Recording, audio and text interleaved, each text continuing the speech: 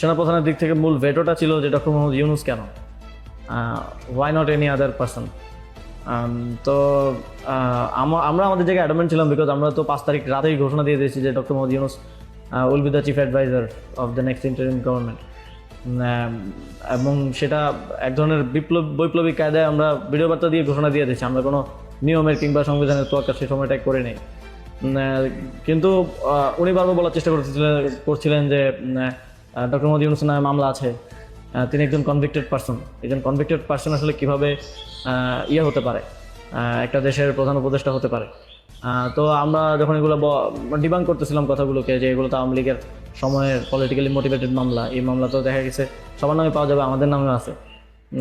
তো এটা বলার পর আবার ওনারা আরেকটা কথা বললেন যে সোসাইটির একটা বড় অংশ তো আসলে ওনাকে হেট করে, এবং বড় অংশ বলতে উনি তখন সরাসরি বলেছেন যে আওয়ামী লীগের অন্তর্বর্তীকালীন সরকারটা তো সবার কাছে গ্রহণযোগ্য হতে হবে। এখন আওয়ামী লীগ তো ডক্টর মোহাম্মদ ইউনূসকে দুই চোখে দেখতে পারে না, একদম অপছন্দ করে।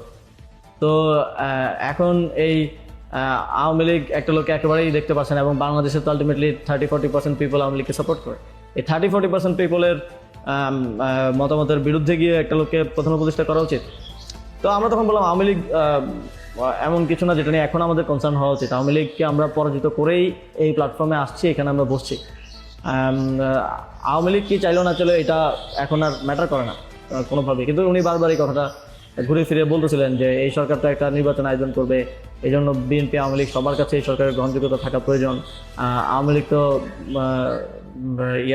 প্রধান ডক্টর মোহাম্মদ ইউনূসকে একেবারেই দেখতে পারে না, ওনাকে আওয়ামী লীগ মেনে নেবে না উনি আসলে।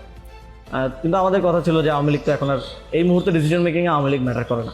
একটা গণহত্যা ঘটনার পরে সে কি ভাবলো বা তার কি position, that doesn't matter.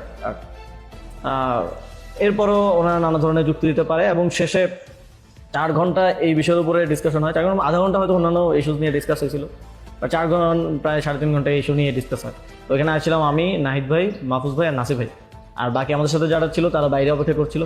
Asif sir ছিল, তারপরে তানজিমুদ্দিন স্যারও ছিল, আরও সমন্বয়িকা ছিলেন আরও 10-12 জন, সবাই বাইরে অপেক্ষা করছিল আর কি এই 4 ঘন্টা। তো তারা বারবার 2বার হচ্ছে বিরতি দিয়ে আমাদেরকে আবার ভাবতে বলে আবার চলে যেত, আবার এসে আবারও একই জায়গা থেকে কথা শুরু করতো। মানে আমরা বুঝতে পারছিলাম যে ডক্টর মোহাম্মদ ইউনূসকে এখানে এস্টাবলিশমেন্ট কোনোভাবেই চাচ্ছে না। আর আমাদের কথা ছিল আমরা ঘোষণা দিয়ে দিছি, এবং আমরা এক ধরনের হুমকি সুরে সেখানে বলি যে যদি এটা রাষ্ট্রীয়ভাবে না হয়, যদি রাষ্ট্রপতি ঘোষণা না দেয় ডক্টর মোহাম্মদ ইউনূসকে প্রধান উপদেষ্টা হিসাবে, তাহলেও আমাদের কিছু যায় আসে না, কারণ আমরা অলরেডি ঘোষণা দিয়ে দিয়েছি। আমরা আমাদের তৈরি করা উপদেষ্টা পরিষদ নিয়ে শহীদ মিনারে গিয়ে শপথ নিব। এই হুমকিটা দেওয়ার পরে তারা একটু মানে নড়েচড়ে বসে, এবং তারা গিয়ে রাষ্ট্রপতির সাথে ডিসকাস করে আসে। এবং সেনাপ্রধান লাস্ট আমার মনে পড়ে আমাদেরকে বলেছিল যে আমি বুকে পাথর চাপা দিয়ে এই সিদ্ধান্তটা মেনে নিচ্ছি। এবং আমাদের জায়গাটা ছিল খুবই রিজেক্ট, যে ডক্টর মোহাম্মদ ইউনূসকে না আনতে পারলে এখানে একটা শক্ত সরকার গঠন করা পসিবল হবে না। এবং আর্মির যেই মোটিভেশন ছিল, এটা আবার 1-11-র মতো একটা সরকার গঠন করা তাদের মোটিভেশন ছিল। যখন তারা নামগুলো দেয়, 6টা-7টা উপদেষ্টার নাম দেয়, তখন এটা বোঝা যায়, এবং ডিকটেট করার একজন। আমরা যদি এখানে অন্য কাউকে নেই যার পার্সোনালিটি এত স্ট্রং না, তাহলে আলটিমেটলি আমরা আসলে অন্য কারো দ্বারাই পরিচালিত হব, ড্রিভেন হব। এই সরকারটা আত্মনির্ভরশীল একটা স্বতন্ত্র সরকার হতে পারবে না। তো তারপর তো ঘোষণা দেয়, রাষ্ট্রপতি ঘোষণা দেয় ডক্টর মোহাম্মদ ইউনূসকে প্রধান উপদেষ্টা হিসেবে 6 তারিখে, এবং 8 তারিখ হচ্ছে পরবর্তী উপদেষ্টা পরিষদটা গঠিত হয়। 8 তারিখ শপথ অনুষ্ঠানটা হয়। স্যার যখন সার্জারি শেষ করে দেশে আসেন, তারপর ওই দিন সন্ধ্যায় আর্মি থেকেও কিছু নাম প্রস্তাব করা হয়। কিন্তু আমরা একটু প্রায় 5-6টা নাম আমরা একটু ঘেটে দেখলাম যে এই লোকগুলো ওইভাবে সর্বজন গ্রহণযোগ্য না।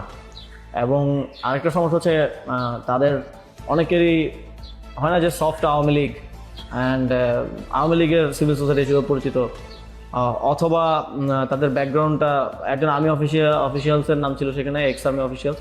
তার ব্যাকগ্রাউন্ড আমরা দেখি যে তিনি ইন্ডিয়ায় তিনি 4 বছর ছিলেন, এবং 4 বছরে তিনি কয়েকটা কোর্স করেছেন সেখানে। সো আবার ওনার ব্যাপারে জনমত হচ্ছে র কানেক্টিভিটি আছে। তো ওই নামগুলো আমরা কেটে দেই, এবং সেখানে আর্মি কিছুটা নাকশ হয় যে এই নামগুলো কেটে দেওয়ার পরে।